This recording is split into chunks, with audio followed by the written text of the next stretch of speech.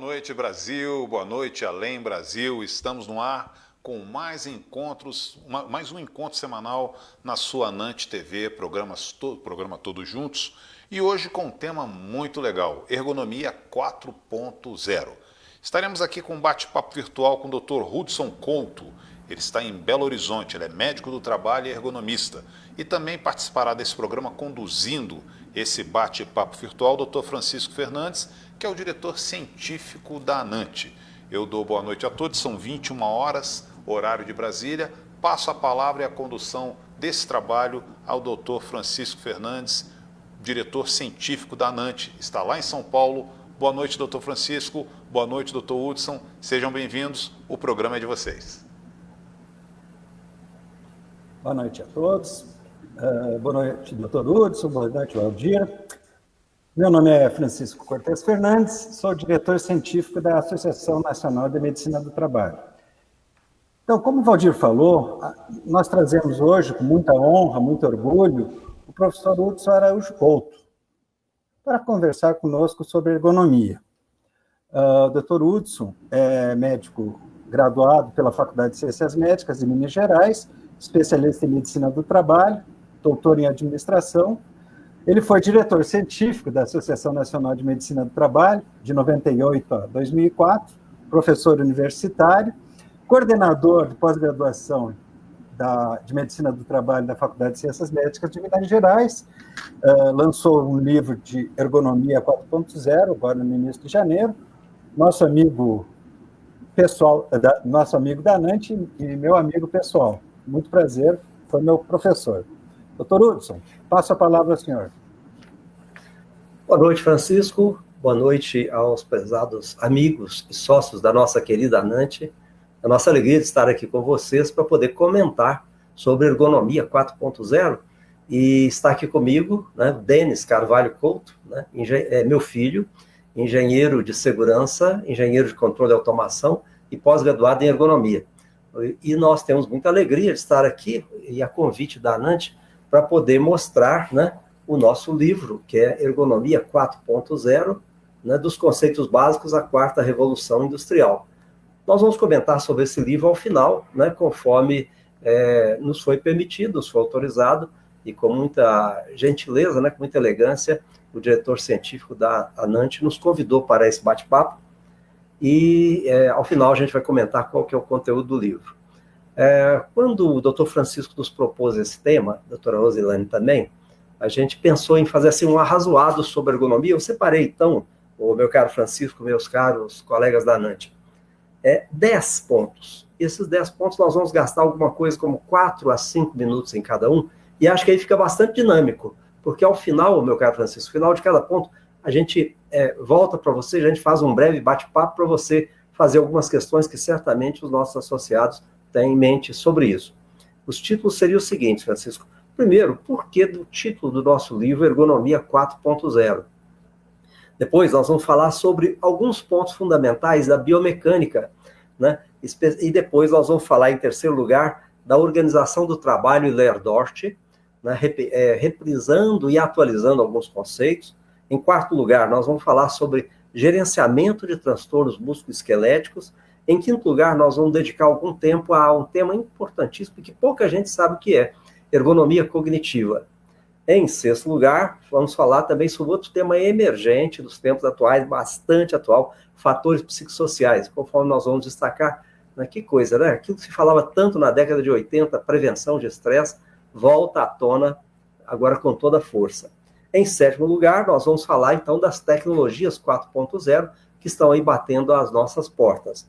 Em oitavo, nós vamos fazer uma discussão muito interessante sobre risco de natureza ergonômica. Quando que existe exigência, quando que há risco, para que o nosso associado possa se situar bem e saber o que fazer. Né? Em nono lugar, nós vamos falar sobre sistema de gestão da ergonomia e, em último lugar, né, dos últimos 5 minutos, Denis e eu vamos falar um pouco aqui do nosso livro que a gente lançou com tanto orgulho. Tá bom assim, Francisco? Perfeito, Hudson. Então, vamos lá. Primeiro ponto, então, que nós vamos falar, por que do título desse livro, que é Ergonomia 4.0? Para a gente poder entender isso, a gente tem que reportar um pouco a história do trabalho. A história do trabalho, ela fala de 4 revoluções industriais. A primeira que aconteceu em 1780, com o motor a vapor, né, de James Watt. Então foi uma época o século XIX de revolução industrial, e não existia, claro, ergonomia. As condições de trabalho, embora muito melhores do que antes da revolução industrial, elas deixavam bastante a desejar em termos de cuidado da saúde do trabalhador. Nós temos a segunda revolução industrial, que é em torno de 1900. Em torno de 1900, 2 tecnologias foram bastante importantes. Primeiro, os combustíveis fósseis, segundo, a eletricidade. Mas associado a isso, nós tivemos, nessa ocasião, Taylor, métodos e tempos, ou tempos e métodos, e o início do Fordismo. Mas você entrando em Taylor e tempos e métodos, nós vamos dizer que, na ocasião, os 4 princípios de Taylor que predominaram, que seria o quê? Para todo trabalho, você faz um procedimento operacional padrão. Segundo, quem vai fazer isso? Engenheiro, né? O trabalhador era excluído do processo. Em terceiro lugar, nós temos, então, adaptação do trabalho às pessoas. E, em quarto lugar, nós temos, então, pagamento diferenciado de produtividade. Essa época de Taylor deu muito lucro, mas foi ela que trouxe também grandes preocupações e a grande atenção para com as consequências sobre a saúde do trabalhador. Então, nessa ocasião, um pouco depois, nasce a ergonomia. Então, a ergonomia, que nós chamamos de 1.0, ela está relacionada a problemas de prevenção das lombalgias. E a ergonomia 2.0 vem após Ford. Então, as linhas de montagem ou de desmontagem, né, abatedouros de aves e linhas de montagem em geral, elas traziam consigo uma série de demandas de natureza ergonômica que a gente chama, então, de ergonomia 2.0, que não basta estudar os fatores biomecânicos, nós temos que estudar os fatores também de organização do trabalho que causam sobrecarga. Em 1973, nós temos um fato bastante importante, que o mundo começa a vivenciar a chamada crise do custo muito caro. Então foi nessa ocasião que veio a revolução da microeletrônica, com a terceira revolução industrial. Então nós chamamos de ergonomia 3.0 aquilo que a gente vai ver no estudo do trabalhador trabalhando ao computador, os sistemas de painéis nas empresas, né, grandes painéis de controle distribuídos, centrais de controle distribuído, tudo com formas de pegar a voltagem do processo, transformar em processos na tela de computador, coisas extraordinárias, né? E vem com robótica, vem com máquinas CNC, comando numérico computadorizado, né? E máquinas automatizadas para a época. Então vem com uma série de demandas sobre o trabalhador, novas, especialmente relacionadas à tecnologia do computador. E agora, no início do século, desse século nosso, 2009, mais ou menos, marca o início de novas tecnologias extraordinárias. Essas tecnologias, o mundo do trabalho chama de tecnologias 4.0, ou quarta revolução industrial. Eu vou dedicar 5 minutos a falar sobre isso. E com essa questão, vem então as outras questões básicas, que seria como fazer para que se cumpra a máxima da ergonomia. O que é ergonomia? Ergonomia é a adaptação do trabalho às pessoas. E como é que se vai conseguir a adaptação do trabalho às pessoas nessas tecnologias 4.0? Então, ergonomia 1.0, questões básicas de coluna vertebral, de lombalgia, de prevenção de hérnia de disco. Ergonomia 2.0, o foco na organização do trabalho. Ergonomia 3.0, a questões relacionadas ao impacto da microeletrônica na vida das pessoas. E ergonomia 4.0, essa que aí está de questões de inteligência artificial, internet das coisas, conforme a gente vai discutir daqui a pouco. Então, meu caro Francisco, o primeiro bloco aí para você fazer algumas perguntas antes da gente ir para o segundo. Assim, Hudson, doutor Hudson, a ergonomia 4.0, que o senhor está falando para nós, ela já existe algumas ferramentas que você poderia citar para nós que são utilizadas? A gente vai falar sobre isso. Eu vou dedicar 5 minutos a esse bloco da ergonomia 4.0. E aí, então, a gente faz essa abordagem, ok? Certo. E uma provocação aí para você, já que você falou de Taylor, né? Ele foi um diabo ou um profissional do seu tempo? Olha, eu diria o seguinte, né? Ele foi um indivíduo brilhante, tá? Isso não se pode negar. Ele fez nada menos que 26 mil experimentos, 22 mil experimentos, eu exagerei, na área de tecnologia de materiais, né? De usinagem, peças, extraordinário, que a tecnologia dos metais deve a Taylor. Ele também fez muita coisa interessante relacionada a organizar processos produtivos. Mas se tem uma coisa assim que houve assim que ele poderá ser acusado de diabo, né? E não de salvador da pátria, digamos assim, é o fato de desequilibrar as relações sociais e muito a favor do capital e menos a favor do trabalhador. Mas tem 2 pontos que são críticos inteiros, 3 pontos. Primeiro é a mentalidade de adaptar o homem ao trabalho. A ergonomia fala o contrário, a adaptação do trabalho às pessoas. O segundo ponto importante é excluir o trabalhador das decisões. Ele era muito elitista, né? E o terceiro ponto, que era o pagamento individual de produtividade, que muitas vezes gera correria, gera uma busca desenfreada de resultados e sobrecarga sobre o trabalhador. Mas, sem dúvida nenhuma, foi um indivíduo brilhante, né, que até hoje tem o seu você fala assim, procedimento operacional padrão. É Taylor. Perfeito, Hudson. Acho que podemos evoluir para os pontos de biomecânica. Vamos lá. Então, o segundo ponto é o seguinte, biomecânica. Biomecânica está na origem da ergonomia e é uma coisa assim que a gente sempre tem que ter ideia que é um dos lados mais importantes. E por que é um dos lados mais importantes? Meu caro associado da ANANT, né? Você está vendo esse programa. Porque a falta da boa condição ergonômica traz uma série de problemas para a saúde do trabalhador. Traz o quê? Lombalgia, traz afastamento, traz hérnia de disco, né? Eu já sofri hérnia de disco, sei bem o que é isso, né? Quando a gente fala assim, hérnia de disco dói até a alma e incapacita o indivíduo para uma série de funções. Então, a biomecânica está sempre presente. É uma bobagem quem esquece da biomecânica ou diminui o valor dela. Então, assim, a prevenção das lombalgias continua sendo um ponto bastante importante e significativo na ergonomia, tá? A prevenção, o entendimento dos fatores biomecânicos do Lerdorf, bastante importante, a questão de perceber quais são os esforços musculares que as pessoas podem suportar, que não podem suportar, extremamente importante, né? Bastante atual para os tempos, né, nos nossos tempos, são 3 aspectos. O primeiro deles é a pesquisa de Potvin. Potvin é um canadense que lá pelo 2014, ele publicou um artigo bastante interessante, que tem nesse nosso livro, né, que vai falar uma coisa que é fundamental, e que a gente já sabia mais ou menos, mas ele quantificou, que a gente sempre diz o seguinte, a exigência, para ela poder se transformar em risco, é a intensidade da exigência, a duração da exigência no ciclo, a frequência e a taxa de ocupação. Todos os 4 fatores são importantes, mas qual foi a grande contribuição de Potvin? Foi quantificar a chamada duração da exigência no ciclo.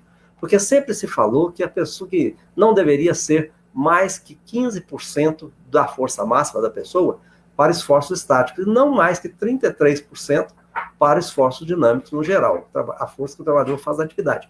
Mas quando você quantifica isso, da duração da exigência do ciclo ou na tarefa, às vezes você consegue que um trabalho que até que o indivíduo está fazendo até 52% da força máxima, ele pode ser seguro, dependendo da duração da exigência no ciclo ou da duração desse esforço na jornada. Então, contribuição muito importante de Potvin. Outra contribuição bastante importante da biomecânica são os exoesqueletos.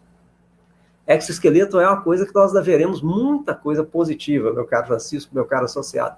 Hoje, os exoesqueletos ainda são passivos, mas eu ainda verei, né, os exoesqueletos ativos. E o que é o exoesqueleto passivo? Ele diminui o esforço. Nós já fizemos o teste de um exoesqueleto que suporta, diminui a esforço estático, especialmente para essa atuação, trabalhar embaixo dos veículos, embaixo dos carros, na linha de montagem. E olha, se o trabalho não exigir força, eles funcionam. Eles reduzem significativamente o esforço. Existem também os exoesqueletos de posição encurvada e os exoesqueletos de abaixamento de nível, que o indivíduo, quando teria que trabalhar embaixo para não ficar encurvado, ele dobra. Então, são os exoesqueletos de joelho. Então, esse é um ponto importante na evolução da biomecânica. E o terceiro é a eletromiografia. A eletromiografia é uma ferramenta extraordinária. A eletromiografia, ela é o padrão ouro quando a gente fala de exigência biomecânica.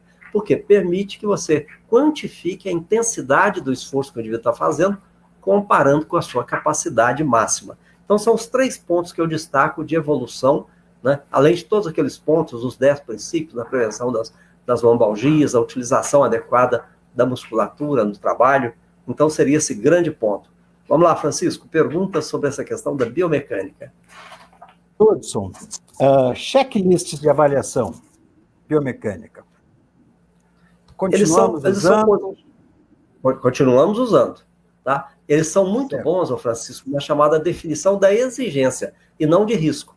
Aliás, se o checklist, ele, por exemplo, mostra exigência baixa, você pode dizer que não tem risco. Mas quando você mostra um checklist, por exemplo, de uma exigência média alta, depende da taxa de ocupação. Isso é bem típico. Você vai fazer, por exemplo, um checklist de posto de trabalho informatizado. Mostra que a condição é muito boa, né? Mais de 90% dos itens. Você afirma que não há risco. Mas, às vezes, você encontra uma condição de 60%, que é só razoável, aí você pode dizer o quê? Se não tiver algum dos fatores que nós chamamos de fatores... Como é que a gente chama? Fatores críticos.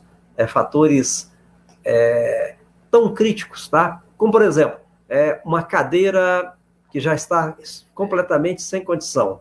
Como é que a gente chama?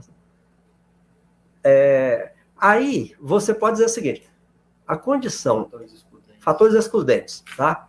São algumas situações que você fala o seguinte, se você tiver um fator excludente, aí, mesmo que seja em baixa frequência, você fala que aquilo não está bom, provavelmente haja risco.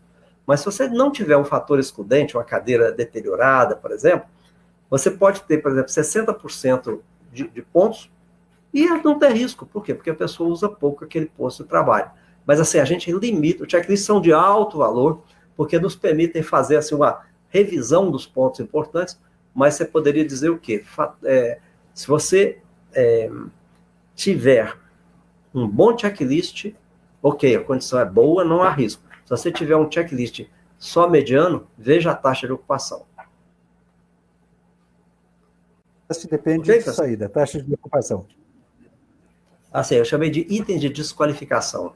O Denis olhou aqui e achou. Tá? Tá bom, perfeito. Pode seguir? Seguimos. Organização do trabalho e Lerdort. Terceiro ponto que eu reservei aqui para a gente comentar. Assim, esse ponto é um ponto assim, fundamental. Você pode dizer o seguinte, Lerdort não passa apenas pela questão ergonômica. Questão ergonômica, Lerdort, a gente sabe quais são. Força excessiva com as mãos, desvios posturais importantes, né, flexão de punho, extensão de punho, abdução de ombro, etc. Além disso, repetição sem os devidos tempos de recuperação dos tecidos, compressão mecânica, tudo isso é válido. Mas assim, um dos pontos mais importantes que o nosso associado tem que saber é que, quando há esses fatores, você tem alguns casos de transtornos.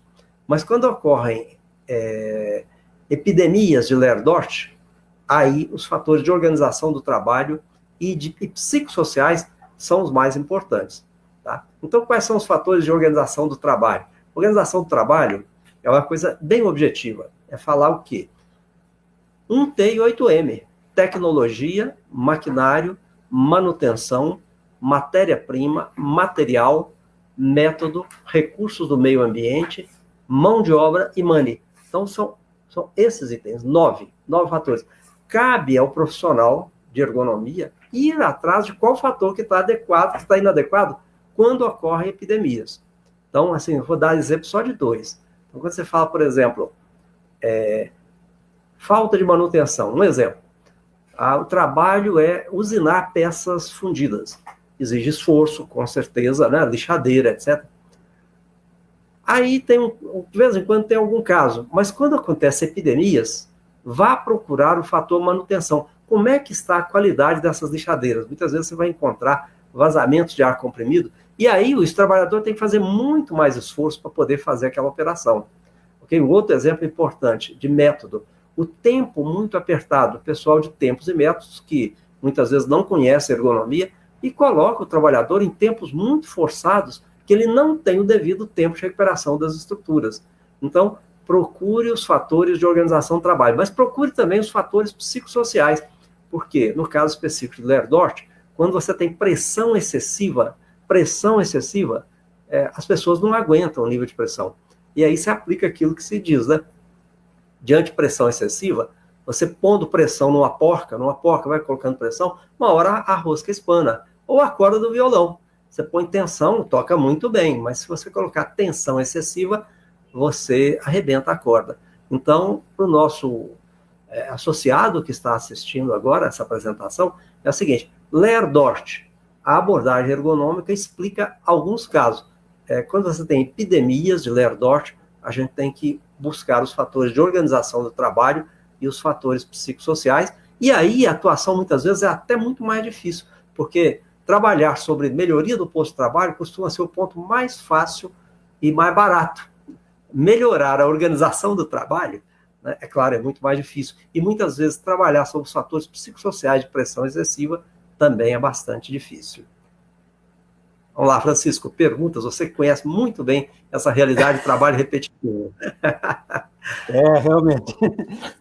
Doutor Hudson, epidemias de LER, fatores organizacionais.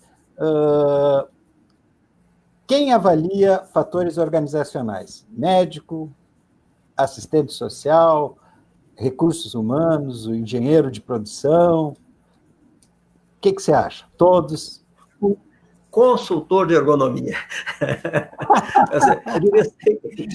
Olha, é uma das partes mais difíceis. E aí, nesse ponto, cabe o seguinte: como fazer, né? Que a gente está aqui para comentar como. É o seguinte: isso aí. há que se ter a visão que eu acabei de falar, dos 9 fatores. Entendeu? Então, assim, 1T e 9M. Então, tecnologia, maquinário, manutenção, matéria-prima, material, método, meio ambiente, recurso do meio ambiente, mão de obra e money. E é como fazer isso? Como fazer o seguinte: você vai para a área e primeiro vivencia a realidade com o trabalhador. Tá? Você tem que vivenciar com o trabalhador. Vivenciando, você vê as dificuldades que ele está tendo, que está apresentando. Tá? Aí você faz uma entrevista com os trabalhadores. A entrevista tem a seguinte pergunta: você considera que a empresa, a organização, te dá condições de obter os resultados que lhe são cobrados? Isso tudo depois de um contrato psicológico bastante importante, para o trabalhador não se sentir ameaçado. Lógico, com muito cuidado na passagem da informação, no sigilo da informação, para não identificar quem está passando a informação. Aí o trabalhador vai dizer: sim, mas você sabe, depois da sua vivência, se é sim verdadeiro, ou se é não. E se for não, aí você vai inquirir sobre isso, para perguntar ao trabalhador. Entreviste 5, 6 trabalhadores. Qual que é o número correto? Você vai fazer as anotações. Depois que você tiver a segunda entrevista redundante, ou seja, um trabalhador novo entrevistado não acrescentou nada do que você sabia, um outro trabalhador não acrescentou, pode parar a entrevista. Você já tem uma ideia do que é. Aí você tem toda a base para poder formar o diagnóstico e ir discutir com a chefia. As chefias, elas podem apresentar diversas posturas. Uma postura seria de relutância, seria de barrafa, peraí, não quero, porque muitas vezes o problema de organização do trabalho expõe a chefia, isso é sabido. Mas, se você leva para o lado construtivo com a chefia, nós estamos lá para resolver o problema, não é para criticar a chefia, não é para procurar achar bandido, não, né? Nós estamos lá para poder ajudar. Já compõe um diagnóstico melhor. Eu já tive uma situação que eu levei um diagnóstico desse para a chefia, isso foi um call center, e foi muito curioso. Por quê? Porque eu falei assim: olha, está faltando 80 posições de atendimento, por isso que os trabalhadores estão sobrecarregados. Ao que esse gerente virou para mim e falou: o senhor está enganado, doutor, está faltando 150. E, por favor, mande logo o seu relatório para a gente levar para a diretoria para conseguir esse recurso. Nós precisamos conseguir esse recurso. Então, nesse caso, o laudo, né, a análise ergonômica, é um consultor de ergonomia, é muito bom que entenda de administração, mas importantes são essas etapas: ir para a área, vivenciar com o trabalhador, entrevistar uma amostra significativa de trabalhadores, entrevistar a gerência e aí formar o diagnóstico com as proposições. Hudson, nós gostaríamos de avisar os nossos associados que estão assistindo, obviamente, que eles podem encaminhar as perguntas para o Dr. Hudson, né? E nós já temos aqui uma primeira pergunta do Dr. Alexandre Bassoli. Ele nos questiona o seguinte, Dr. Hudson: implantar o exoesqueleto não geraria nas empresas a postura de deixar de eliminar o risco ergonômico? Olha, é uma pergunta bastante importante, né? Primeiramente, meu grande abraço ao meu grande amigo Alexandre Bassoli, lá de São José dos Campos, né? Isso aí.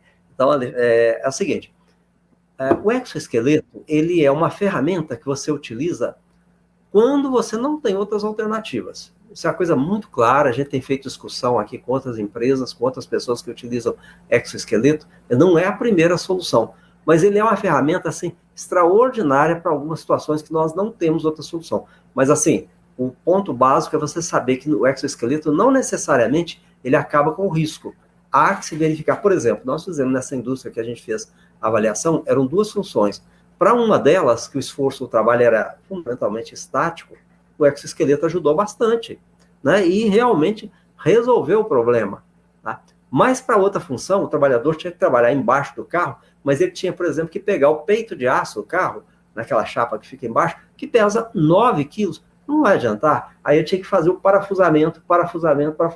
Nessas horas, o exoesqueleto não ajuda. Então, o exoesqueleto não é panaceia. Panaceia, na definição do dicionário, é um remédio capaz de curar todos os males. Não é, mas é uma ferramenta muito interessante. Ok. Prosseguimos, então, para o quarto item, doutor Udes. Isso, gerenciamento dos transtornos musculoesqueléticos, né? Então, esse é um ponto, assim, muito, muito importante que a gente acrescenta nesse livro que a gente está lançando. É um capítulo especial sobre gerenciando as questões musculoesqueléticas. Tem 3 capítulos desse novo livro que são de gerenciamento. Um deles é esse, em que a gente coloca o seguinte, quais são as questões, como que o médico do trabalho, né, vai fazer para poder gerenciar essa questão, que é um negócio muito complicado, porque uma coisa é você melhorar a condição de ergonomia, a outra coisa é um pouco mais além, você gerenciar queixas. E aí, muitas vezes, essas queixas elas têm que ser trabalhadas com algumas frentes de trabalho. Por exemplo, a primeira frente de trabalho que você tem em relação a transtornos musculoesqueléticos é mapear. Mapear as posições onde estão vindo os problemas. Mapear as áreas, mapear as linhas, ok? Esse é o primeiro ponto. De vez em quando você tem um problema difuso, aí, né, no caso é específico, esse mapeamento é automático. Mas, assim, ter uma ideia estatística é bastante importante. Segundo, é resolver os problemas de engenharia dos postos de trabalho. Terceiro, é buscar soluções para os problemas de organização do trabalho. Quarto, é trabalhar sobre as questões psicossociais, pressão excessiva, né, que se põe sobre o trabalhador. A quinta, importantíssima, é evitar que trabalhadores mais susceptíveis executem tarefas de maior exigência. Isso aqui pode parecer bobagem, mas isso aí é Taylor. Não, isso não tem nada de errado. Errado é não fazer isso. Porque se você tem um trabalhador que já teve uma lesão e você o mantém no mesmo posto de trabalho, que embora não seja tão intenso, né, mas vai acometer, aí você estará agravando. Outra medida importante é como ter a atitude correta, que é a conduta médico-administrativa correta com os trabalhadores que vêm com queixo ambulatório. Outra importantíssima é como conduzir a atenção médica para os casos de transtornos musculoesqueléticos. Por quê? Porque o trabalhador, muitas vezes, se ele não tiver esse papel, o papel do médico do trabalho é tutor. Ele não vai tratar, ele vai descobrir, vai ter na sua rede de contatos, rede assistencial, né, colegas que vão fazer um bom trabalho com o nosso trabalhador, tratar da melhor maneira possível. Uma tendinite de ombro bem tratada é uma coisa.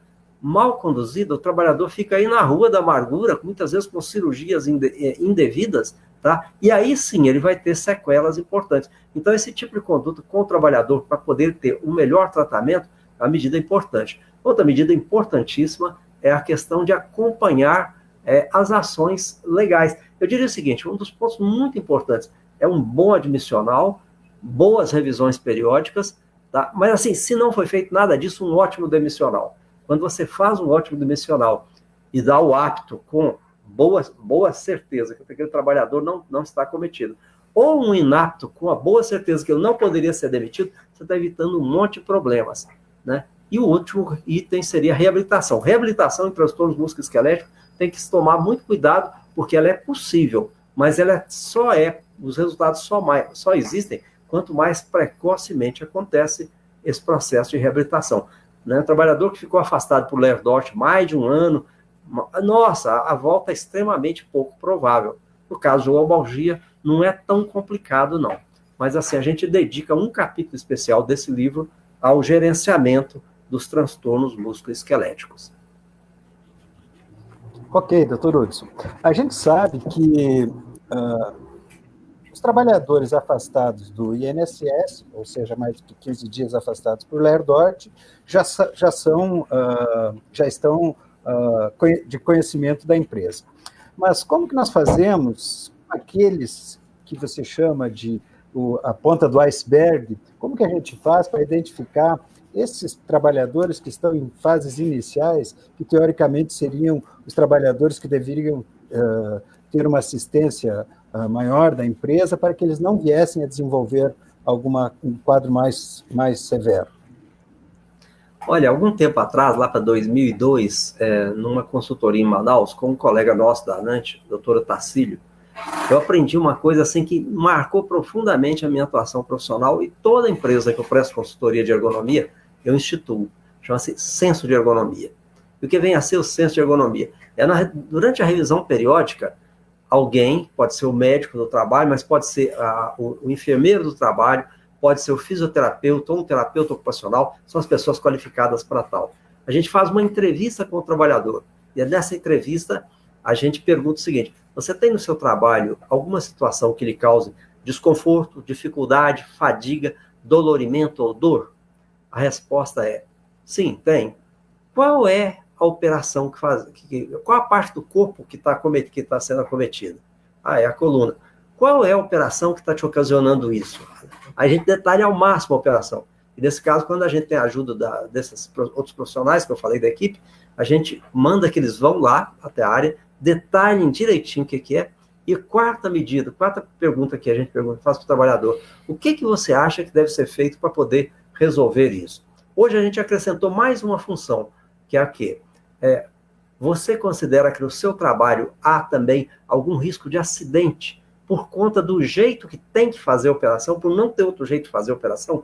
Então, são 5 perguntas. Essas perguntas são fenomenais de importância. Por quê? Porque elas detectam precocemente. Foi feito um estudo numa das empresas lá em Santa Catarina, que 6 meses antes do trabalhador se afastar, ele já está tendo queixas no ambulatório que são detectáveis. Então, quando a gente faz a boa estatística dos atendimentos no ambulatório, quando a gente faz o senso de ergonomia, todos os trabalhadores passam pelo senso de ergonomia, a gente está evitando o problema lá na frente. É a intervenção mais precoce que tem. Realmente, quem pratica o senso de ergonomia sabe o que eu estou falando. E as empresas que não praticam o senso de ergonomia não sabem o que estão perdendo. Certo. Nós estamos com alguns colegas, a doutora Ana Paula Teixeira, doutor Wagner Langoski, perguntando sobre o livro, mas acredito, como o senhor falou, doutor Hudson, o senhor vai falar isso no final, né? A doutora Maria Luísa, ela questiona o seguinte: professor Hudson, temos algum respaldo do Ministério do Trabalho para implantarmos o exoesqueleto? Olha, não existe, assim, o pessoal às vezes confunde muito o respaldo com proibição. O Brasil é um país muito interessante, não tem nada proibido nesse país, né? Como não tem nada obrigatório, né? Então, assim, não existe nada que te diga assim, isso é contraindicado de forma nenhuma. Da mesma forma, cabe a você fazer uma avaliação para aquela situação, de preferência com uma pesquisa quantitativa, com eletromiografia de superfície, para poder mostrar que aquilo vale. Conforme a gente comentou naqueles 2 exemplos que eu dei, né? Num dos casos foi muito evidente o resultado positivo do exoesqueleto. Foi apresentado no último congresso em Brasília. Quem assistiu viu o valor dessa ferramenta. Nós temos no nosso site o informativo, tá? Não tá, Denis? Isso aí. Nós temos quer falar? Isso aí. No nosso site, hoje, né? Que no final eu vou falar, tá, Francisco? Tem uma matéria sobre o exoesqueleto e essa pesquisa. Então é de alto valor, quando é de valor. Quando não é de valor, não. Ou seja, nem todo caso, mas quando é de valor, é só documentar, né? Com eletromiografia de superfície, avaliação psicofísica do trabalhador, ou seja, a aceitação do trabalhador, que é bastante importante. Sim, não há nenhuma contraindicação. É importante lembrar também que a legislação ela não avança na mesma velocidade que a tecnologia. Isso aí. Então, eu recomendo que, para saber mais a respeito da nossa opinião, das nossas pesquisas que a gente já fez com o exoesqueleto, que visitem o nosso site, que a gente tem um material muito interessante lá com resultados quantitativos, usando eletromiografia de superfície para mostrar a eficiência ou não dos exoesqueletos. Ok? Ok. Próximo, Doutor Francisco. Sim. Quinto, ergonomia cognitiva. Próximo. Esse é um tema interessantíssimo. E assim, na origem disso é o seguinte, as pessoas não sabem direito o que é ergonomia cognitiva. Elas confundem muito ergonomia cognitiva com organização do trabalho. Vocês veem que são coisas diferentes. Embora a organização do trabalho seja importante, eu vou falar aqui da ergonomia cognitiva. E as pessoas, né, e confundem com o psicossocial também, que é o ponto que eu vou citar daqui a pouco, tá? Então nós vamos falar desse ponto aqui, da ergonomia cognitiva, da seguinte forma. Olha só, o ponto base da ergonomia cognitiva é questionar a frase tradicional, errar é humano. Tá? Não, de forma nenhuma. Então, a ergonomia cognitiva, ela fala o seguinte, acertar é humano. Então, tudo que a gente faz no trabalho para que o trabalhador acerte, é a ergonomia cognitiva. Naturalmente, a ergonomia não trabalha sozinha, mas eu vou destacar aqui alguns pontos importantes, né, para os nossos colegas médicos do trabalho que nos assistem. Primeiro, são 4 pontos importantes que eu destaquei. Tá? Primeiro ponto é o chamado princípio MABA-MABA. MABA-MABA é o seguinte, men are best at, machines are best at. Então, nós sabemos que existem situações que claramente o ser humano é melhor do que a máquina. Né? Então, por exemplo, qual que é a situação que claramente o ser humano é melhor do que a máquina? Isso aqui nós estamos falando de ergonomia 3.0, tá? Isso é tudo que nós estamos falando a partir de 1970, e que vai se refletir na ergonomia 4.0, como eu falei. Qual que é o grande ponto que o computador é melhor? Banco de dados. Não tem dúvida, o ser humano é péssimo em banco de dados. Qual que é outro grande ponto que o computador é melhor? É a chamada abordagem que nós chamamos multitarefa. Ele é multitask, o computador é multitask, o ser humano é monotask. Né? Qual que é o grande ponto em que o ser humano ainda é melhor? Precisão das mãos.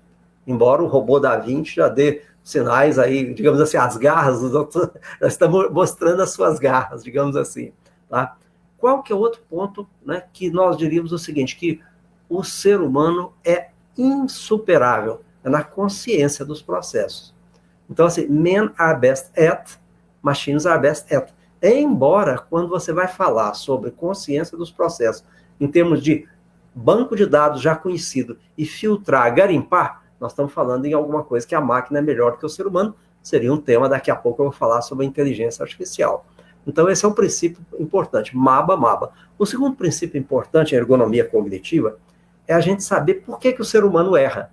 Então, nós temos um capítulo aqui, tudo isso que eu estou falando está no nosso livro. Claro, estou fazendo a propaganda do livro, conforme o próprio Dr. Francisco nos convidou a fazer com essa fala. Olha, fala do seu livro ao longo dessa nossa conversa. Ok. Então, o que é? O ser humano, quando erra, é um de 6 fatores, um ou mais de 6 fatores. Primeiro, ou ele não tem capacidade, ou, segundo, ele não tem informação devida. Terceiro, a motivação está incorreta. Quarto, ele perdeu a aptidão. Quinto, ele tem um problema ergonômico. E sexto, pode ser uma situação que propicia o deslize. Tá? Desses 6 fatores, 3 estão relacionados à ergonomia. Né? Claro que falta de capacidade não está relacionada à ergonomia. Isso é uma bobagem. Tá? Segundo, falta de comunicação adequada, a informação que foi indevida, não está relacionada à ergonomia. A motivação incorreta pode até estar relacionada à ergonomia. Quando você tem uma situação muito difícil, o indivíduo opta por fazer alguma coisa fora do adequado, porque não tem a condição adequada. Mas, em geral, não. Mas quando você fala de aptidão, sim, é ergonomia. Aptidão, por exemplo, qual que é o grande fator que compromete a aptidão? É a sonolência. E aí os sistemas de trabalho são complicados, são as cargas de trabalho muito forçadas, motoristas que dirigem por muito tempo, isso compromete a aptidão, é um fator de ergonomia. O outro fator, há uma série de condições, né, de ergonomia que o ideal, o esperado é que o indivíduo trabalhe errado. Né? E o sexto é de deslize, quando o indivíduo pode esquecer de um ponto importante na condução de um trabalho que vinha sendo feito de forma automática. Aliás, na questão assim, de ergonômica, existe um número que eu gostaria de compartilhar com vocês, que é qual é a porcentagem dos acidentes do trabalho causados por más condições de ergonomia. Denis Carvalho Couto, fala um pouco sobre isso.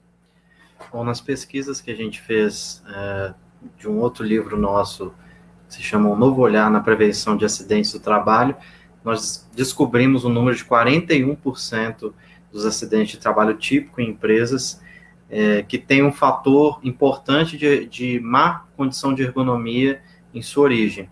Então, são acidentes que não seriam evitados através de treinamentos ou através de sanções administrativas ou de conscientização a respeito do trabalho seguro, porque era a condição nas quais o trabalhador estava inserido para poder fazer aquela atividade. Então, em 41% dos acidentes, nós descobrimos fatores como ferramentas inadequadas, layout inadequado, padrão operacional que não contempla ergonomia. Pouca visibilidade do ponto de trabalho, né, Denis? Isso, equipamentos obsoletos, equipamentos utilizados incorretamente para aquela atividade. Então, no nosso livro, a gente coloca essas informações e também coloca uma nova visão a respeito do erro humano. Então, a visão antiga da segurança, que dizia que o erro humano é a causa dos problemas, nós preferimos dizer que o que chamamos de erro humano, na verdade, é um sintoma de problemas bem mais profundos na organização do trabalho e que precisam ser investigados de forma adequada. E que, nesse caso, na investigação de acidente, é um ponto interessante. A investigação de acidente tradicional, ela para quando identifica o erro humano. E nessa visão atual, o erro humano que aconteceu, o ato inadequado, ou o ato inseguro, como queiram, né? Mas o ato inadequado, ele é só o início da determinação de por quê. Vamos atrás para poder perceber. E olha que em 40% dos casos, 41%, né, a causa é uma má condição de ergonomia. Então, um ponto importantíssimo esse, né, dentro da ergonomia cognitiva. Aí a gente fala do princípio HOTS, HOTEC. HOTEC é um dos princípios mais importantes da ergonomia cognitiva, que você, quando vai trabalhar em sistemas assim, muito no fio da navalha, de grande demanda, você tem que olhar primeiro o lado H, que é o lado humano, se as pessoas têm condição para isso. Depois o lado O, que é o lado organização do trabalho. Terceiro é o lado tecnologia. O quarto é o lado ergonomia e o quinto lado é controle. Esse princípio, na edição anterior do nosso livro, que é Ergonomia do Corpo e do Cérebro no Trabalho, ele chamava HOT, H-O-T. Mas ao longo desses 6 anos entre aquele livro e esse, a gente percebeu que esses outros dois, né, que você vai falar, a ergonomia e o controle, são bastante importantes. E um dos melhores exemplos a serem copiados é a da aviação civil. Na aviação civil, você tem o seguinte, isso vale, o lugar mais seguro de você estar, né, é dentro de um avião voando. Sim, é muito seguro. E por que ele é seguro? Porque se pratica esse princípio. É olhar do lado humano, o lado da organização do trabalho, o lado tecnologia, o lado ergonomia e o lado controle. Há muito controle para poder verificar se o piloto, o copiloto, a tripulação e todo mundo estão fazendo o que deveriam fazer. E aí, então, nós temos os 10 princípios, por último, que é o seguinte, o ser humano, abre os 10 princípios, por favor, o capítulo deles, o ser humano que esteja apto, que esteja em condições de trabalhar, você então põe 10 princípios em torno dele, e aí você vai ter acerto humano. E esses 10 princípios, né, o Denis está localizando a página aqui, né, primeira página aqui, Denis.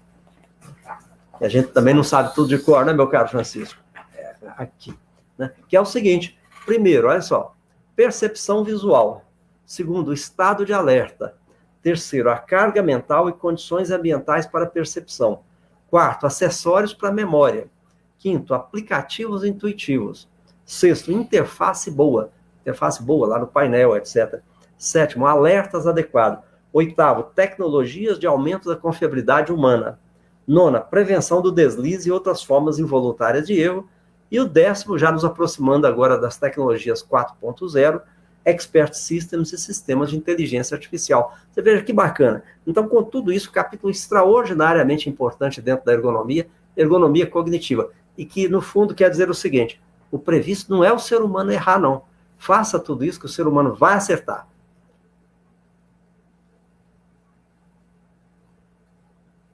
Uma pergunta recorrente, quando a gente fala de sistemas, enfim, é o seguinte, eu tenho a minha opinião a respeito desse assunto, mas eu gostaria que o senhor, e sei qual é a sua opinião, mas eu gostaria que o senhor falasse mais a respeito dessa questão de substituição do trabalhador por sistemas computacionais, enfim, não, algumas pessoas têm uma posição mais ludita em cima, né? Eu gostaria de saber a sua posição. É o seguinte, esse princípio MABA, ele tem assim, um lado que é muito interessante, que é o chamado princípio MABA, a gente chamaria Machine are best at everything e Men are best at nothing. Então, esse é um ponto importante que tem. E isso é muita gente que pensa dessa forma, meu caro Francisco. E esse pessoal tende a influenciar as empresas querendo colocar coisas demais para máquinas fazer, tecnologia fazer. E olha que interessante, né? A tecnologia, ela é sedutora. Isso é que é interessante. E se você não seguir o princípio ROTEC na ordem, que seria primeiro o lado humano, depois a organização do trabalho, e olhar primeiro o T, você se deixa seduzir por aquilo. E depois passa a ter consequências. Existem acidentes importantes relacionados a isso. Mas assim, no livro a gente inclusive fala sobre isso. Do princípio desse gente que pensa que o ser humano, olha só, que o ser humano é uma máquina, o cérebro humano, né, datado de 50 milhões de anos, que não foi atualizado, que nada para o ser humano. Mas a gente faz uma discussão muito boa a respeito disso, mas é um risco sim. Tá bom. Vamos para os fatores psicossociais? Psicossociais. Fatores psicossociais. Fatores psicossociais é outra área importantíssima dentro da ergonomia. E nesse caso, a gente tem que ter uma noção seguinte. O ser humano, ele tem uma coisa que é muito interessante, que é chamado quadro de valores. Esse quadro de valores vai sendo passado, começou a ser passado para nós na tenra infância, isso está na nossa biblioteca pré-frontal. E na nossa biblioteca parietal, a gente vai tendo a biblioteca daquilo que a gente vai aprendendo pela vida. Quando o indivíduo cai numa empresa que tem coisas boas, ele tende para a saúde mental. Mas quando ele cai numa empresa que tem para coisas ruins, ele cai em adoecimento mental. Então, existem dois modelos importantes, né, que o nosso colega médico do trabalho tem que ter atenção. O primeiro modelo é quais são os 6 fatores da empresa no trabalho que podem trazer saúde mental ou adoecimento mental. São eles: qualidade da gestão, o segundo é relacionamento humano, o terceiro é estresse, quarto é o modelo de organização do trabalho, o quinto é características intrínsecas da tarefa e o sexto é o quadro de valores da empresa. Um ponto assim importantíssimo. Ou seja, empresa bem gerenciada, a qualidade da gestão, é bom trabalhar, faz bem para a cabeça das pessoas, né? Empresa mal gerenciada faz mal para a cabeça das pessoas, porque as coisas estão acontecendo, perdas, né? Pressão. No final das contas, se pratica-se muita pressão excessiva, porque está no gerenciamento ruim, né? E aqui, como se diz aqui em Minas Gerais, caso onde falta pão, todo mundo briga e ninguém tem razão. Aí você imagina o estresse que vai ter. O segundo é relação humana. Quando você tem uma empresa que preserva valores sadios da relação humana, nossa, isso tem um resultado extraordinário em termos de saúde mental. O contrário também é verdadeiro para adoecimento mental. E nesse caso, assédio, nossa, que coisa, né? Coisa mais assédio sexual, que coisa, eu digo, que coisa, né? Assédio moral, coisa dessa natureza, né? Pressão excessiva, comportamento desrespeitoso. O terceiro é estresse. Sempre presente o estresse. Eu vou falar um pouquinho mais. Estresse existe quando? Quando você dá uma carga de trabalho para a pessoa com responsabilidade e ela não tem as condições de fazer aquilo que é para poder fazer. É um desequilíbrio entre exigências e estrutura. Tá? O estresse volta com uma intensidade enorme nos tempos atuais. Então, ironia que eu falei ao início, né? Em 1980, eu ministrava seminários sobre prevenção de estresse. Depois foi rareando, ficou raro. Isso volta agora de uma forma importantíssima, estresse, que é a questão relacionada a o que tem que mudar? As pessoas ou as empresas? Nós não temos dúvida, não. Que seria o quê? A maior parte das vezes são as pessoas que têm que mudar. Entendeu? Inclusive estabelecer o que são limites, quais são os investimentos prioritários na sua vida, mas algumas vezes são as empresas que têm que mudar. E você vai dizer quais são os 2 fatores que as empresas têm que mudar. O primeiro deles, afastar da posição de comando gente que estressa sem necessidade. Isso é terrível. E o segundo é não cobrar, diminuir a cobrança, metas, quando as pessoas não têm condição de fazer aquilo. São os dois fatores que mais estressam as pessoas. Então, isso volta como um tema bastante importante. O quarto fator é a chamada modelo de organização do trabalho, que nesse caso existe uma associação terrível, que é a chamada associação de crematística com estilo de vida A e taylorismo. Crematística é a busca frenética por dinheiro, tá? Só o que manda é o lucro. Segundo, estilo de vida A, que procurar fazer cada vez menos tempo. E a outra é taylorismo, que seria o quê? Acreditar que as pessoas são máquinas movidas a dinheiro. Isso é um negócio assim danado, a gente discute isso muito no livro, com muitos exemplos, mas é uma coisa que dá muito problema. O outro fator é o modelo de organização do trabalho, que muitas vezes um modelo de trabalhos muito pobres, né, linhas de montagem sem desafio, levam com o tempo a adoecimento mental. E o sexto, que é muito esquecido, é a questão dos valores da empresa. Quando você vai trabalhar numa empresa, ali tem valores. Se aqueles valores são bons ou não, isso aí vai trazer ou crescimento, né? Quando você vai falar, você chega numa empresa, por exemplo, que dá valor à segurança, dá valor à saúde do trabalhador, dá valor ao meio ambiente, dá valor à meritocracia, observe bem, né? Dá valor à liberdade das pessoas com respeito, trata bem as pessoas. Nossa, isso só faz bem para a cabeça das pessoas e as pessoas desenvolvem a saúde mental. O contrário também é um problema. Então, nesse livro, a gente discute bastante isso e a gente coloca também, ao lado disso, como que o médico do trabalho pode criar um sistema de gestão dos fatores psicossociais, que não tem nada tão complicado, não. É saber quais são esses fatores, apurar com bons questionários, um bom questionário de estresse, um bom questionário de fatores do trabalho, né? Acompanhar o chamado pesquisa de clima da empresa e identificar pessoas que poderão adoecer com mais frequência e adotar medidas precoces em relação a isso. Então, um tema super atual, a questão dos fatores psicossociais. Ok, doutor Hudson. Aqui essa questão de como que atinge esse equilíbrio entre a pressão e a capacidade do trabalhador suportar essa pressão que a ele é exigida, isso aí seria uma atuação do médico do trabalho, junto com o seu gestor e, principalmente, eu acredito, do gerente, do diretor da empresa, né? O senhor concorda com isso? Ou o senhor teria mais alguma informação para acrescentar? Olha, assim, dá para perceber que eu sou um fã de medicina do trabalho, né? A medicina do trabalho bem feita é fantástica, meu caro Francisco, né? Isso que a gente procura passar para os nossos, né, associados nos cursos é o seguinte: a gente, quando faz um trabalho bem feito, a gente contribui demais para a empresa, para melhorar a vida das pessoas. Nesse caso, como é que seria a atuação?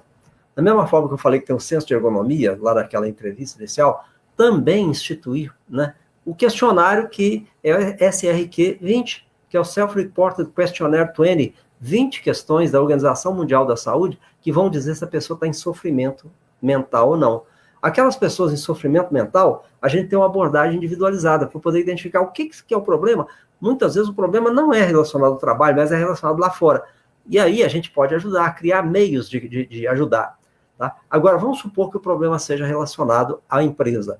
Eu diria que a menor parte, menos que 50%, eu diria até que menos que 30% dos problemas de adoecimento mental são relacionados ao trabalho. Aí, nesse caso, o que a gente tem que fazer? Colher dados. E, na medida do possível, com estatística, levar essa discussão para o alto nível gerencial, sem medo de represálias, porque a gente vai levar dados com o lado construtivo. Às vezes a gente tem surpresas. Nessas surpresas, que eu já tive algumas, é a gente levar uma determinada situação, a alta gerência sabe, só confirma que às vezes precisa uma pessoa que é estressante ser afastada daquela posição. Não é ser demitida, não, porque muitas vezes são pessoas de alto valor, mas que são muito estressantes para aquela realidade. Então, o médico do trabalho, com dados, ele pode levar para que seja modificada a realidade psicossocial daquela empresa. Eu lembro de um caso específico de uma empresa que eu fui levar a pesquisa que falava que um dos problemas sérios é que aquela empresa tinha crematística, que é a procura pelo lucro, né, só o dinheiro que conta. Segundo, estilo A. E terceiro, alta competitividade, quando a diretora falou assim: nós não somos uma empresa competitiva. Nós somos uma empresa muito competitiva. Né? Então, assim, Aquilo estava levando ao extremo, mas assim, levado pela medicina do trabalho, a gente modifica as empresas, né, de uma forma importante para que elas sejam mais humanas. E essa questão do estresse são técnicas, você vai ensinar também para as pessoas, não é só a empresa que ser modificada, não, as pessoas têm que fazer a sua parte. Por exemplo, a questão de a pessoa cuidar da sua saúde, cuidar do seu estilo de vida, fazer a sua ginástica, a pessoa gozar férias, a pessoa abordar prioridades da vida, saber quando que muitas vezes não pode assumir mais do que os seus limites, isso tudo também é coisa que nós podemos ensinar, e aí retorna uma parte importante do nosso trabalho, ensinar às pessoas coisas que são relacionadas à saúde mental, e que elas precisam cuidar de si mesmas. Tecnologia 4.0, doutor? Estou afinado, Francisco. Espero que os nossos associados estejam gostando, né? Então, vamos lá. Tecnologia 4.0. Então, agora é o seguinte. Aí, a coisa vai mudando. Agora, a partir... Nós estamos falando do início desse nosso século, ok? Então, seria alguma coisa que começa em 2009, começa lá... O que apareceu? A quarta revolução industrial, né? Apareceu na Alemanha, mas a China tem o seu equivalente e os Estados Unidos têm o seu equivalente, né? Quais são tecnologias que aparecem? Não é bom falar quarta revolução industrial, não. É meio ousado, tá? A gente poderia dizer que o melhor é empresas com tecnologias 4.0.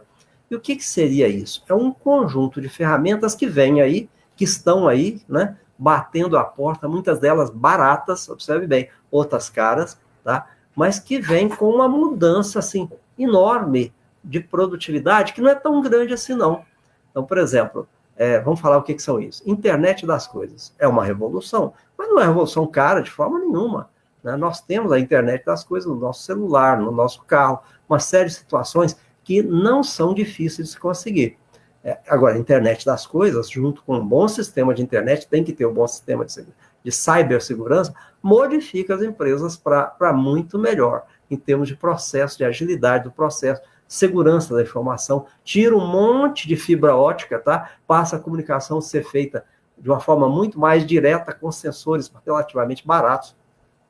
Então, a internet das coisas é um ponto importante, né? Outro ponto importante que vem com a internet das coisas é cibersegurança. Cibersegurança não tem nada de novo, não. Os nossos bancos praticam cibersegurança desde quando começou a automação bancária, e que eles falam o seguinte: não vem a agência, não. Use o seu notebook, o seu smartphone, para poder fazer toda a movimentação financeira. Isso é cibersegurança, né? Algumas coisas que são novas nesse negócio são, por exemplo, realidade aumentada. Isso é interessante. Simulações com base em realidade aumentada. Isso é um ponto assim de grande sucesso, que você, por exemplo, você pode planejar toda uma linha de produção antes de colocar a operação, fazendo a operação simulação dela em realidade aumentada ou realidade virtual, né? Outra coisa importante, impressoras 3D, isso faz diferença. Outro negócio importantíssimo nessas tecnologias são os chamados robôs colaborativos. Sai daquela figura do robô enjaulado e passamos a ter robô que trabalha junto do trabalhador, auxiliando na operação. Melhor exemplo disso, nós da medicina sabemos, é a cirurgia assistida por robô, Da Vinci, né? Que dá um resultado extraordinário. O pessoal fala cirurgia robótica. Não, não é cirurgia robótica. São cirurgias feitas por humanos, em que a precisão dos cortes das suturas é melhor com o Da Vinci do que com as mãos do ser humano, né? Tudo funciona assim melhor, o pós-operatório é melhor, né? Uma série de coisas, o sangramento é menor, etc. Então, são tecnologias que estão aí. Mas, certamente, tem uma tecnologia que essa, sim, mexe com um bocado, né, de coisas que é exatamente Big Data e inteligência artificial. E, nesse caso, para poder... A inteligência artificial é um negócio assim, extraordinário, né? Assim, onde eu já vi funcionando, eu falei, puxa vida, né? São coisas que facilitam muito o trabalho, melhoram muito a realidade de tomada de decisão. Existe uma pergunta que sempre se faz para esse pessoal que implanta em tecnologia 4.0, é o seguinte: qual que é a intensidade de aumento de produtividade dessa tecnologia 4.0? E eles falam assim, não mais que 30%. Olha só, não mais que 30%. Aí você pergunta, mas por quê? Esse negócio não é tão maravilhoso, não. Eu falo o seguinte, e o ganho de produtividade está relacionado à diminuição do tempo de se ver o fenômeno e tomar a decisão correta. Então, nesse caso, Big Data e inteligência artificial, que vão usar para isso. Os exemplos estão ali. Então, por exemplo, você vai dizer, uma determinada linha de produção, um exemplo claro, uma indústria de celulose, em que você tem rompimento de folha de celulose. Toda vez que rompe folha de celulose, é um problema ergonômico sério, é um atraso de produção, uma perda de produção. Mas por que se rompe a folha de celulose? É porque a pressão disso, a umidificação está desse jeito, os processos saíram do padrão. À medida que você aumenta o banco de dados ali, e que você põe um padrão de enxergar para tal realidade, isso é inteligência artificial, que aí não precisa de MASP, não. O próprio sistema alerta sobre a produtividade, sobre o que deve ser feito. Né? Então, por exemplo nosso na área de segurança, você vê um monte de investigação de quase acidente, investigação de acidente. Tem empresas que têm aqui uma enormidade, um big data enorme, mas não tem o lado de análise crítica daquilo para poder resultar numa medida preventiva. A inteligência artificial pegaria esses cenários, ensinaria para o computador, para tais cenários, o que deve ser feito. O pessoal acha que inteligência artificial é robô fazendo as coisas. Não, isso é coisa do passado.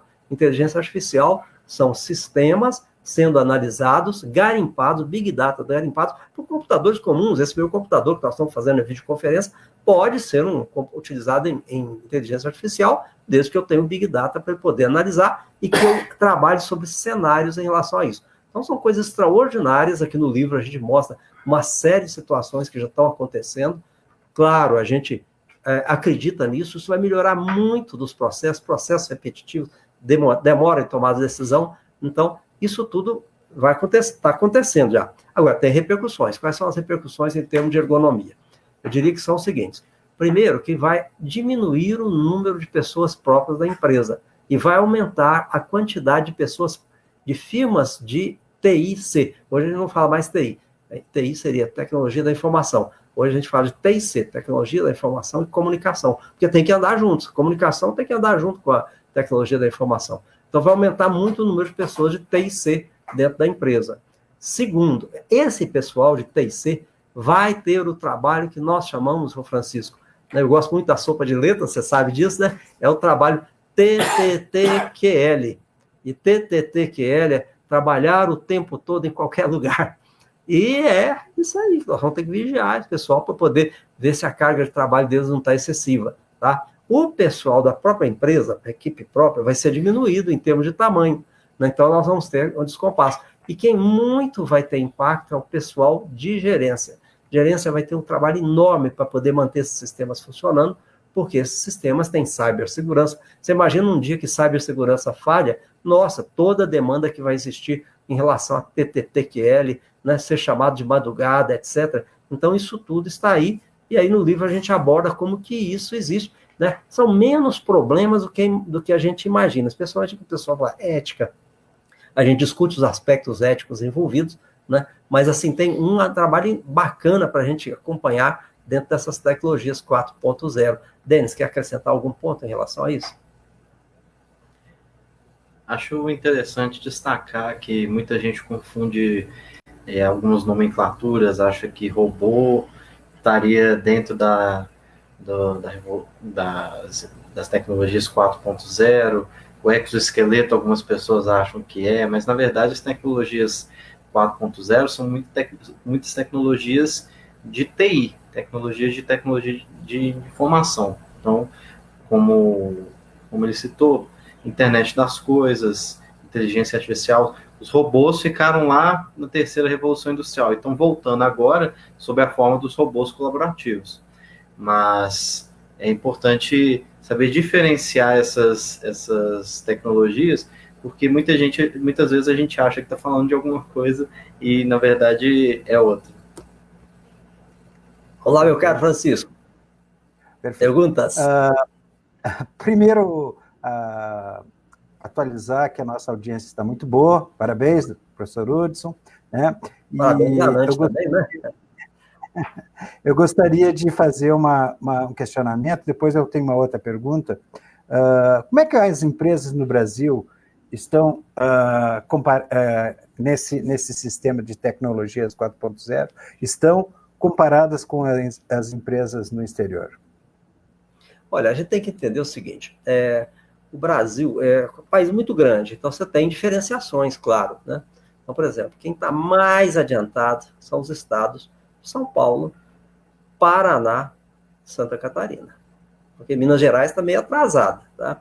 E aí o restante do Brasil, você tem ilhas que estão implantando essa realidade. Agora, nós estamos, assim, nós temos que entender que esse jogo está perdido, tá? Do seu ponto de vista de tecnologia, nós podemos ter ilhas em que a gente consegue coisas extraordinárias, mas isso aí é coisa que já está vindo pronta, né? Desses 3 países que eu falei, que são Alemanha, China e Estados Unidos. E alguma coisa importante da Itália. Agora, isso aí nos faz pensar no nosso modelo educacional, né? Nosso modelo educacional, eu vejo aqui, por exemplo, Minas Gerais ficou meio para trás, né? Outros estados, eu estou indo muito ao Paraná, eu vejo tanto que o Paraná está mais evoluído do que Minas Gerais em relação a uma série de coisas, inclusive nesse aspecto. Mas, assim, é saber que, desde o consenso de Washington, em 1994, isso não é passado como prioridade para países como o nosso. A gente compra essas tecnologias e vamos fazer o melhor possível para que o nosso trabalhador não sofra as consequências disso. É importante lembrar também que existem também diferenciações entre segmentos de indústria. Então, existem indústrias que têm tecnologias 4.0, tecnologias mais avançadas, em comparação com outras. Por exemplo, indústria automotiva, indústria aeroespacial, indústria petroquímica, estão muito mais avançadas nesse sentido do que, por exemplo, indústrias de manufatura, de confecção. A gente, um dia desses, visitou uma indústria de carvão que agora que estava implantando sensores nos fornos, colocando um sistema supervisório, que ainda é coisa já na década de 70 e 80. 50 anos atrás, né? Então, é importante saber que... Mas também porque para aquele tipo de processo não se aplica, muitas vezes, esse tipo de tecnologia, enquanto que para outras, para uma indústria automotiva, uma indústria aeroespacial, é muito mais importante ter esse tipo de tecnologia e tem muito mais valor agregado. Então, tem muita diferença de ramo de indústria. O doutor João Paulo Dantas, ele questiona o doutor Hudson em relação a Raymond Kurzweil acerca da singularidade tecnológica, quando a inteligência artificial superará completamente as capacidades cognitivas humanas. Concorda, professor? Não concordo. Assim, a inteligência artificial é muito boa, meu caro. Como é que é o nome do nosso colega? Repita, por favor, meu caro Francisco, o nome do pessoa que fez a pergunta. Dantas. João Paulo Dantas. Isso aí, meu caro João Paulo. É o seguinte, a inteligência artificial, ela continua, ela é bem melhor do que a inteligência humana, mas quando você tem Big Data, entendeu? Quando você não tem Big Data, não adianta. Então, para situações novas, que você não tem um acervo de informações para poder decidir, o computador ele não tem o que fazer. O ser humano ainda é insuperável. Okay? Então, não seremos superados, não. Para o próximo? Vamos.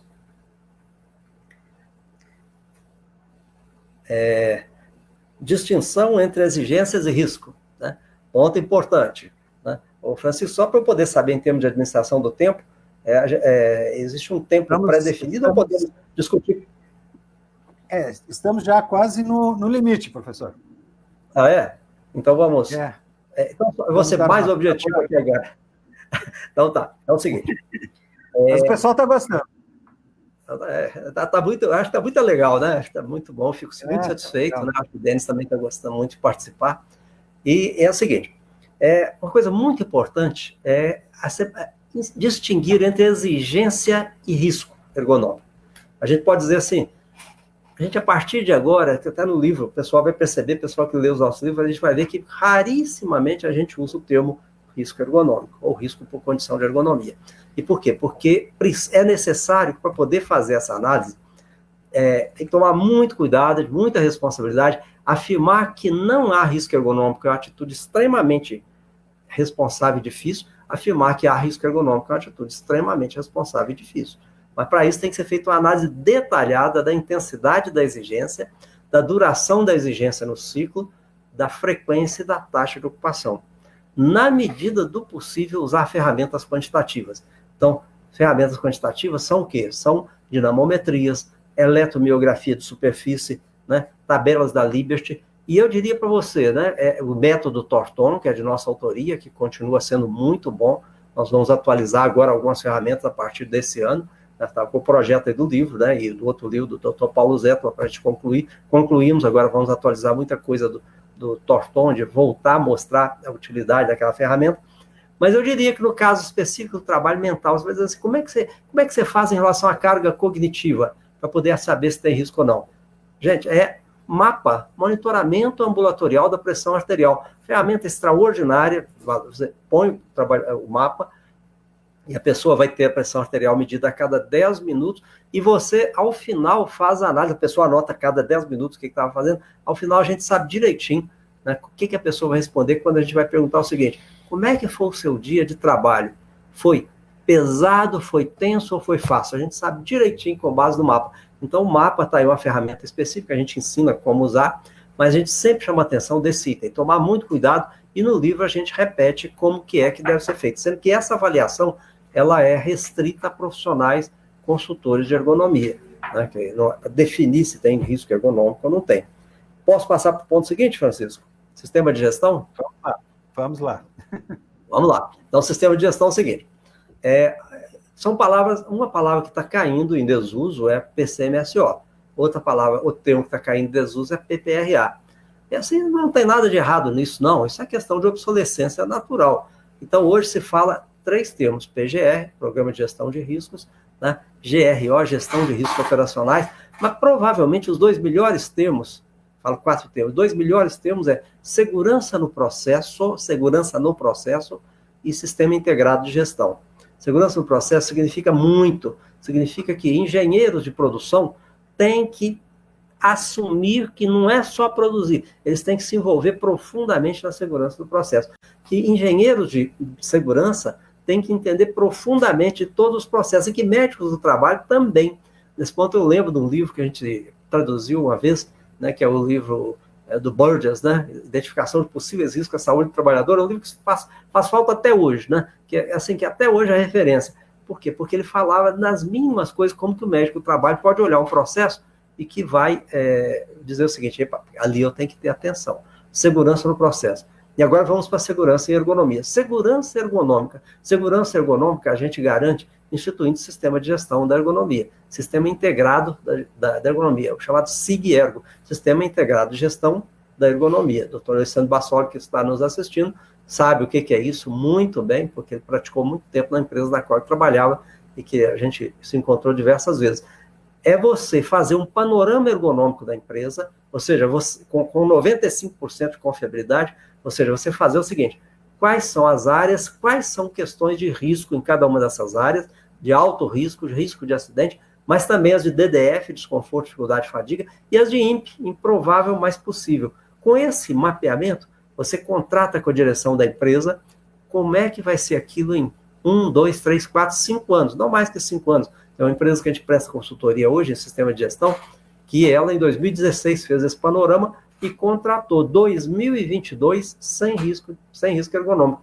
E tem a cada ano reduzido em 20% as suas situações de risco. Funciona, tá? E isso aí você envolvendo os trabalhadores, envolvendo liderança, tá? E o líder desse processo de ergonomia é sempre um engenheiro de produção, um engenheiro da área de engenharia. Nós funcionamos como os chamados facilitadores do processo. Tem um termo ótimo, que é o puxador. A gente puxa o processo dentro da empresa para que ele acompanhe e criamos indicadores de processo e indicadores de resultado. Indicadores de processo: a reunião acontece uma vez por mês, o diretivo, né, o deliberativo, reúne de 3 em 3 meses, existem metas, existem... aí os indicadores de resultado: como é que está o nosso absenteísmo por transtorno musculoesquelético, como é que estão os nossos absenteísmos por transtorno mental, como é que estão os nossos acidentes por fatores de ergonomia, estão reduzindo, e aí você cria outros indicadores que são ganhos financeiros. Aliás, o pessoal de tecnologias 4.0 diz que o ganho de produtividade da tecnologia 4.0 é no máximo 30%. o ganho da empresa com produtividade, com ergonomia, é muito maior do que isso. Nós precisamos saber quantificar. Eu diria para você, não existe nenhuma dessas ferramentas que você fala aí de produtividade, você fala assim, Kaizen, outros, né, com Lean Manufacturing, não tem nenhuma que dá tanta produtividade e ganho financeiro quanto a ergonomia. Então, é quantificar isso, instituindo como sistema de gestão da ergonomia, quantificando, e aí você vai ter o quê? Né? Segurança ergonômica, que é o que nós desejamos e precisamos. Segurança no processo, não ter acidente de trabalho, segurança de não ter doença do trabalho, segurança ergonômica e segurança para o meio ambiente também, para que a empresa tenha aquilo que nós chamamos de lucro admirado, que é um resultado positivo para todas as partes, para a empresa, para os trabalhadores e para o país, que nós precisamos de empresas produtivas, né? Isso. Ok? Ok. Uma pergunta aqui, doutor Lisandro Tourinho, qual a sua opinião sobre médicos que inserem... Lisandro Tourinho. Ok. Qual a sua opinião sobre médicos que inserem no atestado de saúde ocupacional a informação de risco ergonômico por postura inadequada para qualquer função? Eu diria o seguinte, que quem faz isso está completamente equivocado. Assim, completamente equivocado. Para você falar que há risco ergonômico, é um negócio assim de alta responsabilidade. A pergunta é, ele avaliou, essa pessoa que fez isso, né, avaliou a exigência? Sim. Mas avaliou a duração da exigência do ciclo? Avaliou a taxa de ocupação? Tá? Avaliou a frequência? A resposta é não. Então, está dando tiro no pé. Ok? É certo. Ok. Vamos Podemos falar do livro agora? Vamos. Então é o seguinte, para o nosso... Né, a gente tem muita alegria de produzir esses livros. Eu diria também, a gente tem que aproveitar aqueles dons que Deus deu, não é isso? Então, se Deus nos deu a capacidade de estudar, de escrever bem, vamos aproveitar e a gente fica muito feliz. Né? Nós tivemos aqui, esse é um livro de 1995, chamava-se Ergonomia Aplicada ao Trabalho, Manual Técnico da Máquina Humana, eram 2 volumes. Esse livro, né, ele tinha 2 volumes. Depois, em 2014, a gente escreveu esse aqui com alguns livros, apostilas no meio do caminho, mas e outros livros interessantes sobre Blair Dodge, Ergonomia do Corpo e do Cérebro no Trabalho. Esse foi 2014, 2016 já estava esgotado. E agora, este livro, que é, né, muito orgulho, que a gente apresenta aqui para os associados da ANANT, Ergonomia 4.0. E tem, assim, 2 subtítulos, né? O primeiro deles é Dos Conceitos Básicos à Quarta Revolução Industrial, escrito por mim, e com a ajuda do Denis. Eu diria o seguinte, né? Esse livro existiria, tá? Mas com a ajuda do Denis ele ficou bem melhor, com certeza, né? A senhora ajuda do Denis, então, coautor. E tem um subtítulo aí em cima, né? O livro do profissional de ergonomia. Ele se destina ele tem uma seção específica para o profissional de ergonomia. O livro anterior, que é Ergonomia do Corpo e do Cérebro do Trabalho, tinha 532 páginas. Tá? E esse aqui tem 760 páginas. Então ficou bem maior, porque nós acrescentamos mais 9 capítulos né? a mais. E 9 capítulos a mais. Então ele ficou extraordinariamente bom. O Francisco já recebeu o dele aí, né? Ele adquiriu lá em Brasília, recebeu. Tenho certeza que ele está gostando, e todo mundo está gostando. E realmente ficou muito bom. E aí, nesse livro, a gente coloca toda essa parte, um livro muito bem diagramado, tá? Muito bem diagramado, né? Com muitas ilustrações, tem capítulos. Está mostrando o seu aí, Francisco? Tá? Tá aqui, ó. Muito bem. Aqui. Isso aí. É isso aí. Então, assim, a gente... eu diria que nós estamos, assim, lançando o livro em 4 de março aqui em Belo Horizonte, mas ele já pode ser adquirido. Então, aquelas pessoas, estamos com uma promoção de lançamento, que tem que ter, né, que seria basicamente o livro, ele custa R$ 540 mais despesas postais, mas para quem adquirir até 31 de março, ele custa R$ 460 mais a despesa postal. Então, entrar no site, né, que é o www.ergoltda.com.br, deixa eu repetir, www.ergoltda.com.br, e lá tem todas as informações sobre o livro, tem também como adquirir, né? Que eu tenho certeza que associado que adquirir, ele não vai ficar satisfeito, não, ele vai ficar muito satisfeito. Ele vai ter, assim, a expectativa bem superada, porque realmente ficou muito bom, nos dá muito motivo, né, Denis, de ter escrito esse livro. Quer falar, Denis? Só também ressaltar que por enquanto a venda, o livro pode ser adquirido de acordo com o que está lá no site, né, fazendo a transferência, mas que a partir de semana que vem ele também ele vai ser adquirido na nossa loja virtual da Ergo, que vai ter todos os livros e vai ser vendido de uma forma bem mais fácil também. Ok. E para o pessoal aí que é de Minas Gerais, né, dia 4 de março aqui na Associação Médica, lançamento com um mini seminário, uma conferência, nós estamos querendo repetir, né, dia 10 de março em Curitiba e 11 de março em Porto Alegre, um mini seminário em que Denis e eu apresentamos novidades, apresentamos ferramentas novas, tem muitas ferramentas novas, tá? E depois uma conferência que seria o quê? A revisão da norma regulamentadora, a ergonomia após a revisão da norma regulamentadora, em busca da segurança ergonômica. Perfeito. Bom, eu gostaria de agradecer o Dr. Hudson, o Denis, pela brilhante palestra que nos brindou, dizer que estou muito satisfeito com o livro, realmente é muito bom. Eu comecei a estudar esse livro com aquele primeiro, de 95, Hudson. Isso aí Cabelo branco. Então, eu passo a agradecer ao Hudson e Denis e passo a bola aí para o Valdir. Ok, agradeço muito aqui em nome da nossa presidente, doutora Rosilane Rocha, aqui a participação brilhante do Dr. Hudson Couto, né? Médico do trabalho ergonomista, está lá em Belo Horizonte, se dispôs a esse tempo, são 22 horas 21 minutos. Começamos às 21 horas, ou seja, ficamos 1h20 de programa, e um programa muito enriquecedor. A audiência não, eu estava comentando com a minha produção aqui, e passa a hora, a audiência não baixa. Estava só aumentando, muito legal. Agradeço também ao Dr. Denis Couto, ao Dr. Francisco Fernandes, que moderou essa palestra. E lembrando a você da ANANT, né, que nós desejamos receber de todos os nossos associados sugestões e temas para programas como esse, né? Então é muito legal que você envie para a ANANT o tema, sugira temas que você quer que sejam apresentados aqui neste programa. Agradeço muito a nossa equipe técnica, ao Simon lá na mesa, mas agradeço principalmente a você que ficou até essa hora, 22 horas, 22 minutos, acompanhando aqui mais uma edição da ANANT TV. Esperamos estar juntos na próxima, em outra edição, né? Na próxima edição. Até lá, uma ótima noite a todas e todos. Tchau, tchau.